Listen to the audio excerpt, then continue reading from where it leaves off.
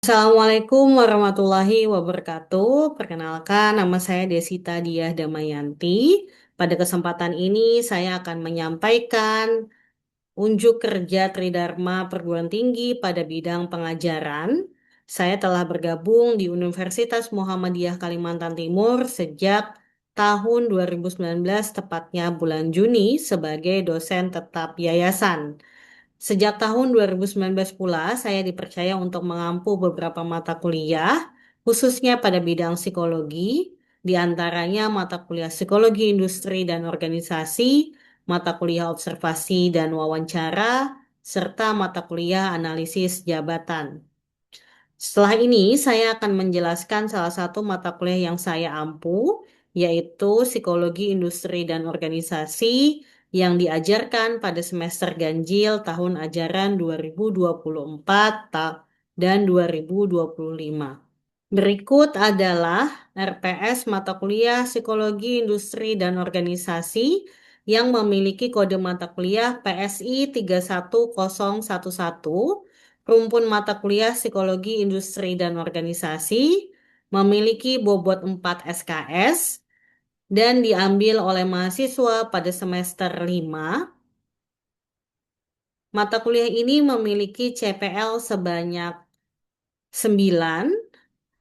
Kemudian CPMK-nya ialah setelah menyelesaikan mata kuliah ini, mahasiswa diharapkan mampu memahami sejarah dan perkembangan psikologi di bidang industri dan organisasi, serta isu-isu yang terus berkembang. Mahasiswa juga diharapkan mampu melakukan asesmen atau analisis pada individu, kelompok, hingga organisasi, serta memberikan rujukan solusi yang dapat dilakukan sesuai dengan ilmu pengetahuan yang diperoleh. Kemudian, mata kuliah ini juga memiliki capaian khusus yang terdiri dari 13 poin. Kemudian deskripsi singkat mata kuliah ini ialah Psikologi Industri dan Organisasi merupakan ilmu terapan yang mempelajari perilaku dan proses mental dalam ranah industri dan organisasi. Penekanannya dalam memahami hubungan individu-individu, individu kelompok, kelompok dengan kelompok, dan kelompok dengan organisasi yang saling interdependen.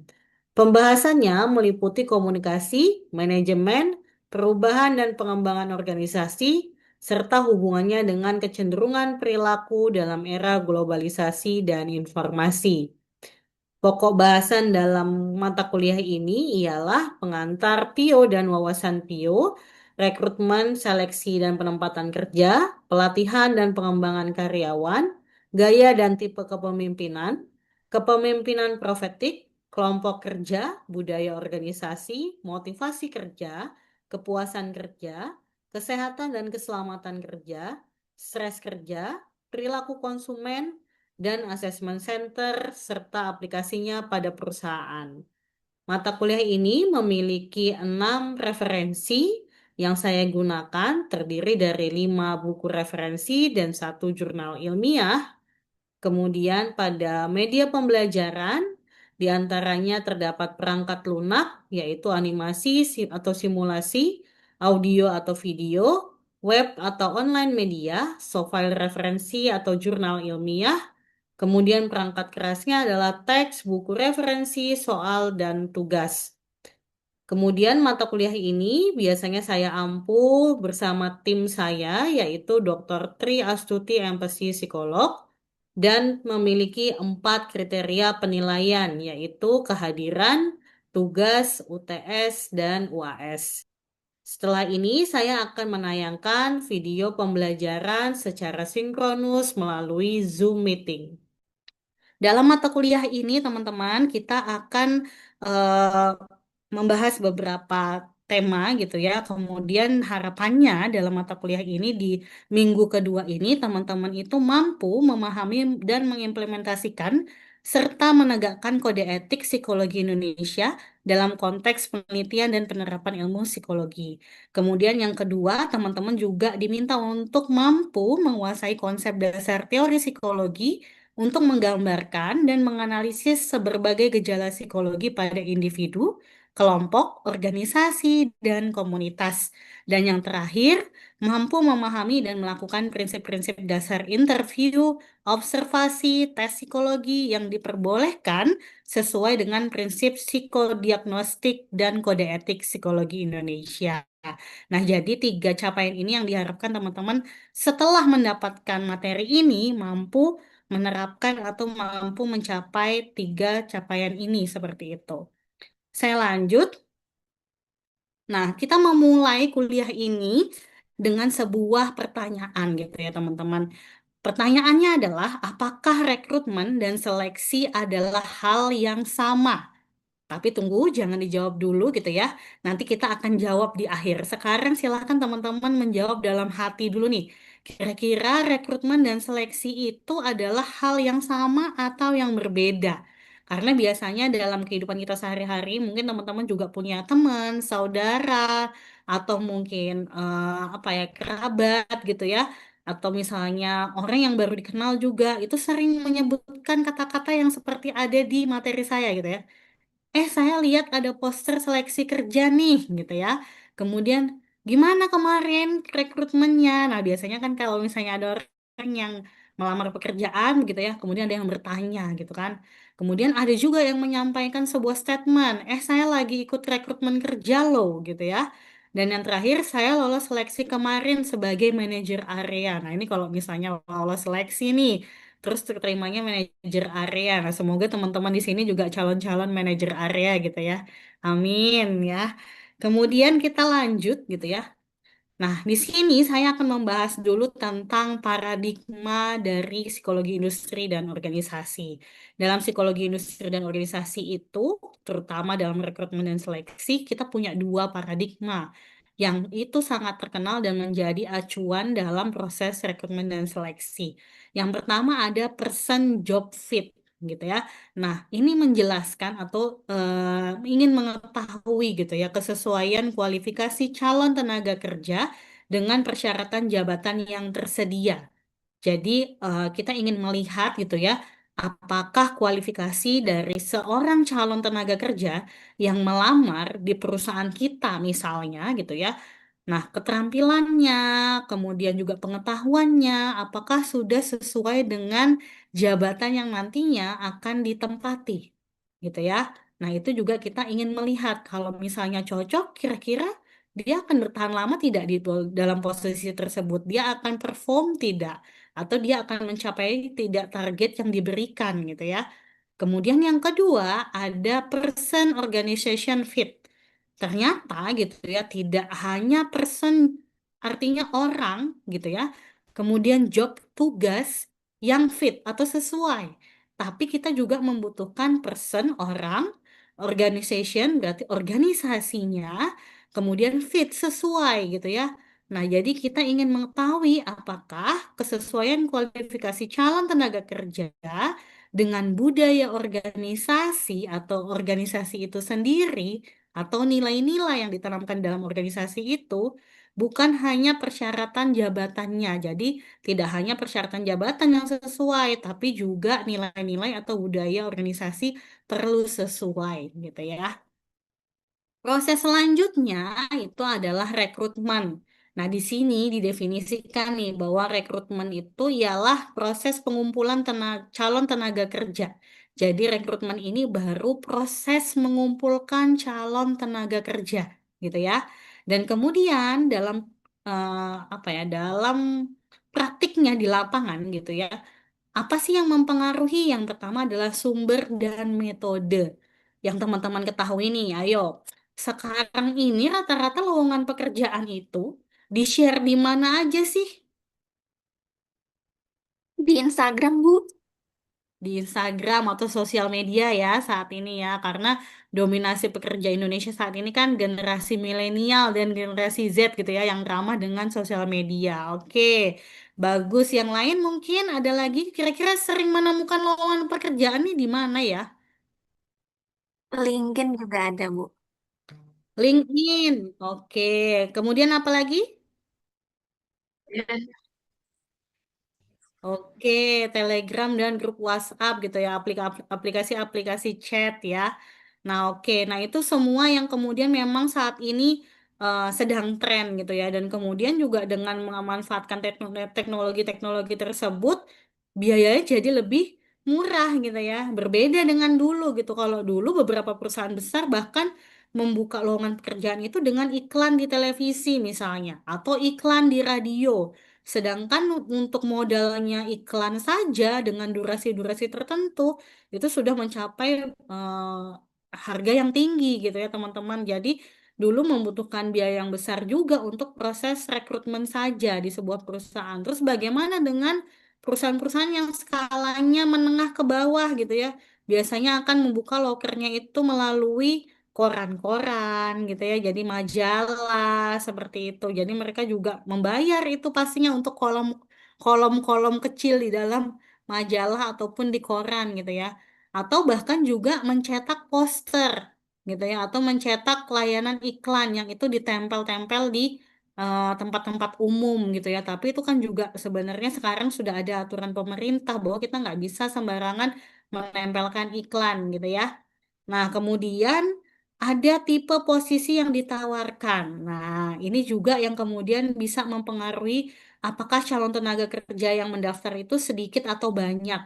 Kalau misalnya sesuai dengan jurusan yang dimiliki saat sekolah atau kuliah, atau misalnya posisi tersebut itu cukup bergengsi, misalnya gitu ya, misalnya akan menghasilkan gaji yang cukup besar seperti itu. Nah, biasanya calon yang melamar tuh juga banyak. Tapi kalaupun misalnya sudah supervisor up, artinya di level manager, CEO dan sebagainya, itu juga pasti ada tantangan tersendiri bahwa tidak banyak orang-orang yang memiliki kualifikasi tinggi gitu ya, atau biasanya yang usia-usia dewasa gitu ya, artinya sudah memiliki puluhan tahun pengalaman, itu juga jarang ada yang berpindah-pindah perusahaan gitu. Jadi kalau untuk level manager up itu juga ada tantangan tersendiri untuk mencari kandidatnya gitu.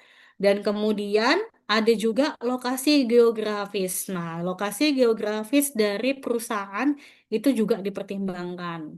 Kenapa kemudian kok di site tambang gitu yang ada di pelosok-pelosok daerah itu lebih susah cari tenaga kerjanya gitu.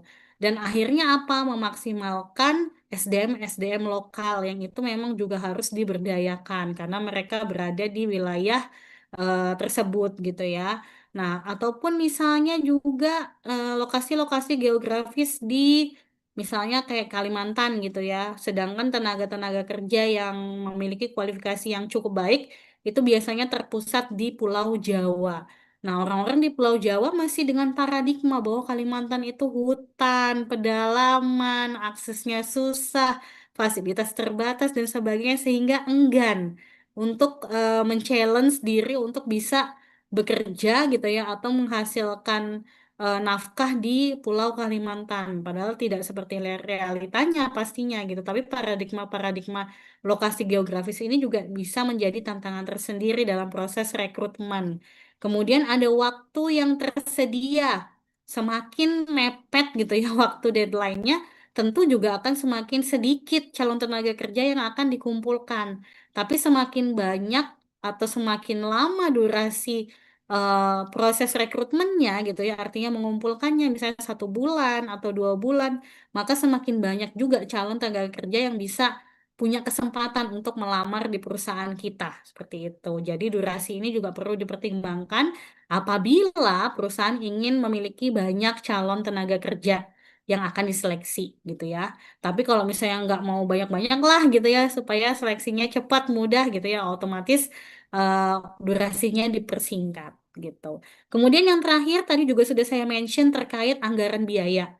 Anggaran biaya ini disesuaikan dengan kebutuhan dan juga kemampuan dari perusahaan. Kalau perusahaannya masih berkembang gitu ya, apakah kita perlu membayar kolom iklan di radio gitu ya atau di majalah-majalah? Kayaknya nggak perlu gitu ya. Karena tadi teman-teman juga di generasi milenial dan Gen Z saat ini itu lebih banyak menggunakan aplikasi chat ataupun aplikasi sosial media untuk mencari lowongan pekerjaan gitu ya. Nah, sekarang kita menganalisis teman-teman.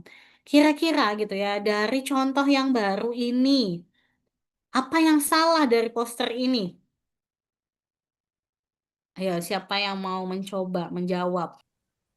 Gajinya, Bu, Gajinya kenapa nih? dicantumkan di situ. Oke, jadi sebaiknya kira-kira gimana? Dicantumkan atau tidak dicantumkan? Tidak. Tidak ya, oke. Kalau preferensi dari Laras tidak perlu dicantumkan gitu ya. Tapi kalau menurut saya gitu ya, tidak ada masalah gitu karena mungkin ini adalah salah satu informasi untuk menarik calon tenaga kerja. Jadi lebih banyak yang tertarik untuk mendaftar gitu ya. Jadi perusahaan ini bisa punya banyak pilihan untuk calon tenaga kerjanya. Oke, mungkin ada yang punya jawaban yang berbeda. Posisi yang terbuka, Bu, ada tulisan dan lain-lain. DLS. Oke, ada posisi yang ditawarkan, kemudian tapi ada tulisan dan lain-lain seperti tidak spesifik gitu ya informasinya ya. Padahal seharusnya lowongan pekerjaan ini sudah harus informatif dan juga spesifik gitu kan. Oke, bisa. Ada lagi mungkin yang lain. Ini Bu, untuk tempat pengumpulan berkas atau persyaratannya nggak ada dicantumkan dengan jelas, cuma lokasi Indonesia aja. Oke, tepat sekali ya teman-teman ya. Jadi ini adalah jawaban yang ingin saya maksud gitu teman-teman. Jadi kalau misalnya ada lowongan pekerjaan, kemudian sudah dicantumkan secara jelas fasilitas yang didapat, posisi yang ditawarkan, kemudian kualifikasi yang harus dimiliki, tapi kemana gitu ya? Kemana kita daftarkan diri kita gitu ya? Padahal secara logo udah ada logo BUMN, ada logo Pertamina, bahkan ada logo Garuda gitu ya, bahwa ini adalah skalanya nasional gitu kan. Tapi gimana cara mendaftarnya? Padahal itu yang paling penting kita untuk mengumpulkan tenaga kerja ya enggak? Nah, jadi nanti teman-teman kalau misalnya setelah lulus, peminatannya industri dan organisasi, tempatnya di HR, jangan sampai salah ya, membuat lowongan pekerjaan harus ada alamat untuk mengumpulkan atau mendaftarkan diri sebagai calon tenaga kerja di perusahaan kalian. Dan juga yang tidak kalah penting adalah deadline-nya gitu ya. Jadi kalau misalnya nggak ada deadline-nya, ya udah selama dipajang itu iklannya pasti akan ada orang yang terus mendaftar. Padahal sebenarnya di perusahaan kita sudah terisi SDM-nya gitu ya. Nah, itu juga penting. Oke, bagus teman-teman sudah bisa menganalisis ya. Kemudian proses selanjutnya adalah seleksi. Nah, tadi ya, kemudian tadi kalau tadi rekrutmen, sekarang seleksi. Jadi seleksi ini adalah proses mengevaluasi kecocokan kualifikasi calon tenaga kerja dengan persyaratan jabatan dan budaya organisasi.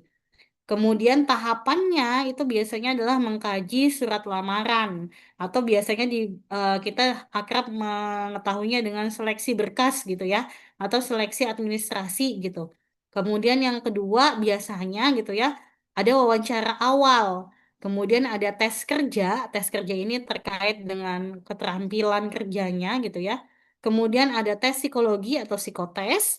Kemudian yang selanjutnya ada wawancara akhir. Kemudian ada pemeriksaan kesehatan atau medical check up dan kemudian ada proses penerimaan gitu ya. Nah, kemudian ini ada beberapa tips juga nih ya karena memang relevan dengan pembahasan kita hari ini dan ini juga menjadi tips untuk teman-teman nantinya sebelum lulus kuliah nih bahwa apa sih kebutuhan soft skill calon tenaga kerja saat ini gitu ya. Nah, ini saya mengutip apa ya statement gitu ya dari Ibu Wamen Prof Stella gitu ya. Waktu itu kan ada kegiatan di apa namanya di Universitas Mula Warman gitu ya. Dan kemudian beliau mengatakan gitu ya relate dengan fenomena saat ini tentang penggunaan AI yang seolah-olah AI ini juga menjadi plus minus dalam dunia pendidikan. Nah, ternyata gitu ya ada beberapa keterampilan atau soft skill yang itu tidak bisa digantikan oleh AI. Nah, dan itu harus dimiliki oleh manusia ketika dia mau berkembang di sebuah organisasi. Yang pertama adalah decision making gitu ya.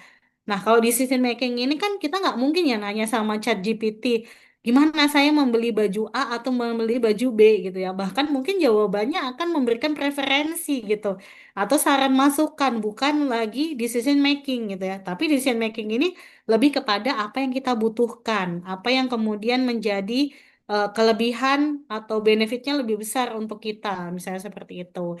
Kemudian critical thinking gitu ya, berpikir logis dan objektif dalam menilai informasi. Nah, kalau misalnya ini juga sebuah sesuatu yang kita butuhkan saat ini karena dengan sosial media, dengan AI tadi, dengan teknologi saat ini, informasi itu cepat sekali bergulir gitu ya. Bahkan sekarang kalau teman-teman tahu Reels atau misalnya teman-teman tahu apa namanya FYP dan sebagainya gitu ya, itu kan sebuah informasi yang cepat tuh gitu ya. Dan kita biasanya memprosesnya juga cepat gitu kan sehingga banyak banget nih yang informasi kita dapatkan dalam satu waktu, yang itu kita perlu lebih kritis dalam menilai atau lebih objektif dalam menilai informasi-informasi tersebut, apakah perlu kita tiru, apakah perlu kita simpan dalam memori kita, atau perlu kita praktekkan di dunia sehari-hari. Kemudian yang terakhir ada critical analysis gitu ya. Paham memahami data untuk keputusan. Jadi kita memahami data-data yang masuk gitu ya, tidak hanya kemudian langsung menelan mentah-mentah sebelum kemudian kita mengambil sebuah keputusan. Kemudian ada time management, pandai mengatur waktu dan menyusun prioritas. Nah, ini juga karena tadi waktu itu bergulir sangat cepat dengan adanya informasi dan teknologi, sehingga kita juga perlu mengatur waktu dengan baik gitu ya. Karena apa? Kalau misalnya dibilang semua prioritas ya prioritas, tapi kalau misalnya semuanya harus kita kerjakan dalam satu waktu, tentu akan menjadi stresor tersendiri atau burnout tersendiri untuk kita seperti itu. Kemudian ada problem solving. Nah, ini juga bahwa problem solving itu sangat dibutuhkan gitu ya. Ada nggak sih di hidup teman-teman yang nggak ada masalah gitu ya? Kan kayaknya nggak mungkin ya. Bahkan ibaratnya HP lowbat aja itu sebuah masalah gitu kan. Yang kemudian bagaimana nih pemecahan masalahnya? Oh, saya nggak bawa charger, mungkin saya harus tanya teman gitu ya. Atau mungkin kalau teman nggak ada charger juga, kita mau menghubungi orang lain, kita pinjem HP teman dan sebagainya. Nah, bagaimana problem solving itu kemudian bisa kita pikirkan untuk menjadi solusi dari masalah kita sendiri yang terutama, baru masalah orang yang ada di sekeliling atau lingkungan kita. Kemudian ada coordination people atau mengkoordinasikan orang-orang yang terlibat. Nah, jadi kebanyakan gitu ya, Gen Z ini dinilai punya kepercayaan diri, punya apa ya namanya, minat untuk memimpin gitu atau menjadi sebuah leader. Tapi untuk menjadi sebuah leader itu juga membutuhkan kemampuan untuk mengkoordinasi orang-orang gitu ya. Jadi nggak bisa nih kerja sendiri gitu kan, atau nggak bisa nih kerjanya masing-masing pisah-pisah gitu ya. Padahal tujuannya sama. Jadi harus kolaborasi dengan kita mengkoordinasikan orang-orang yang terlibat dalam satu proyek atau kegiatan kita. Dan ternyata statement ini itu juga sesuai dengan penelitian dari Harvard University tahun 2023. Jadi ini juga masih terbaru penelitiannya gitu ya. Ditemukan bahwa 85% kesuksesan kerja itu berasal dari soft skill dan people skill. Dan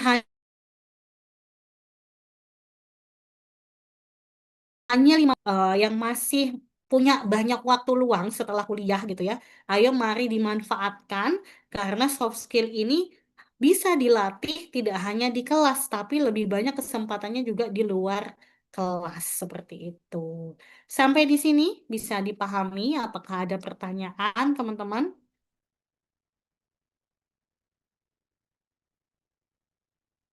Sudah cukup? Bisa Ibu, dipahami? saya izin bertanya, Ibu. Oke, silahkan. Semisalnya ini ada karyawan, karyawan tersebut tuh menunjukkan potensi kelebihannya, potensinya di luar bidang kerjanya pada saat itu.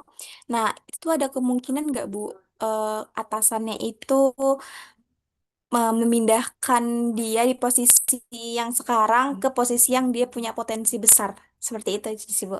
Makasih. Oke, terima kasih juga pertanyaannya sangat bagus sekali ya, Ula. bahwa kemungkinan gitu ya, mungkin gak sih gitu kalau misalnya kita melakukan sebuah, anggap saja itu sebagai prestasi gitu ya, atau inisiatif lebih dari seorang karyawan yang sebenarnya itu bukan job desk utamanya atau bukan pekerjaannya, dan itu kemudian dimention oleh atasannya sehingga dia nantinya bisa diberikan posisi yang lebih baik gitu ya mungkin ya, atau kesempatan karir yang bisa untuk lebih berkembang dibandingkan saat ini. Dan itu mungkin saja gitu ya apabila organisasi itu atau perusahaan itu memang memiliki manajemen yang sehat atau manajemen yang kemudian juga memperhatikan pengembangan karir dari karyawan atau people development-nya, pasti akan memberikan kesempatan untuk orang-orang yang memiliki kelebihan atau inisiatif untuk bisa mencapai target lebih dari yang dimiliki saat ini. Atau biasanya kita bilang adalah best talent gitu ya kalau di perusahaan gitu ya. Nah, best talent ini tentu tidak akan dilepas oleh organisasi seperti karyawan biasa. Mereka juga pasti akan diberikan perhatian-perhatian khusus ataupun diberikan kesempatan untuk mengikuti pelatihan atau pengembangan sehingga nanti keterampilan-keterampilannya ini bisa berkembang dan akhirnya manfaat selain untuk si karyawan itu sendiri pastinya juga untuk manfaat si organisasinya. Maka dia nantinya juga akan memberikan kontribusi ataupun komitmen yang lebih besar kepada perusahaan karena ya kalau misalnya dari penelitian-penelitian sebelumnya ketika seseorang itu merasa puas akan kesempatan yang diberikan, dia juga akan semakin loyal dan semakin berkomitmen di sebuah organisasi gitu. Jadi bisa dipahami ya jawaban dari saya gitu bahwa kemungkinan juga pasti akan diberikan kesempatan untuk berkembang lebih tinggi lagi karirnya gitu. Bisa Ibu, terima kasih banyak Ibu. Oke, sama-sama. Dari teman-teman yang lain mungkin apakah ada pertanyaan?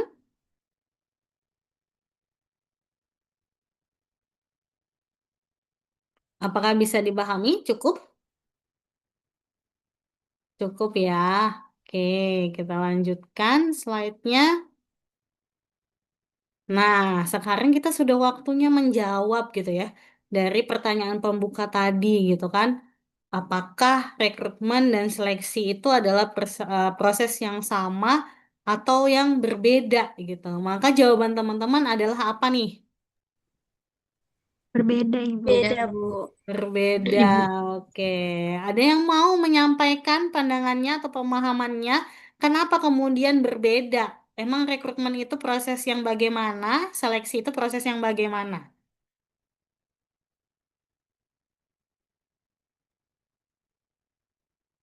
Kalau sepemahaman saya, rekrutmen itu proses mengumpulkan eh, orang-orang yang yang tertarik sama lowongan pekerjaan. Terus kalau yang seleksinya itu tahapan-tahapan sebelum diterima di pekerjaan tersebut. Itu sih, Bu. Oke, jadi benar ya. Jadi kalau misalnya rekrutmen itu adalah proses eh, organisasi gitu ya untuk mengumpulkan calon tenaga kerja. Jadi itu sebelum gitu ya proses seleksi. Kemudian seleksi itu sendiri ada tahapan untuk kita menyeleksi mana calon tenaga kerja yang tadi person job fit dan juga person organization fit gitu ya supaya nantinya mereka cocok dengan posisi yang dilamar. Kemudian mereka juga bisa cocok dengan nilai-nilai budaya organisasi yang dimiliki oleh organisasi tersebut sehingga lebih loyal, lebih komitmen dan juga bisa lebih performance-nya juga lebih baik untuk mencapai target-target maupun tujuan dari perusahaan seperti itu.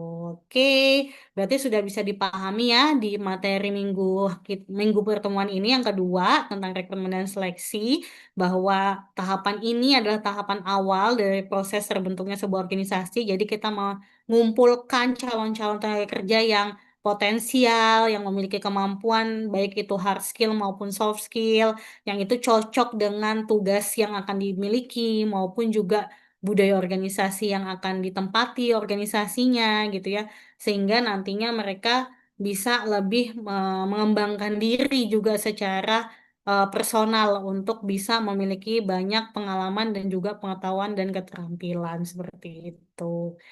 Oke, teman-teman, kalau misalnya sudah tidak ada pertanyaan lagi, maka sudah saya bisa akhiri kuliah pertemuan kita hari ini gitu ya. Saya ucapkan terima kasih kepada teman-teman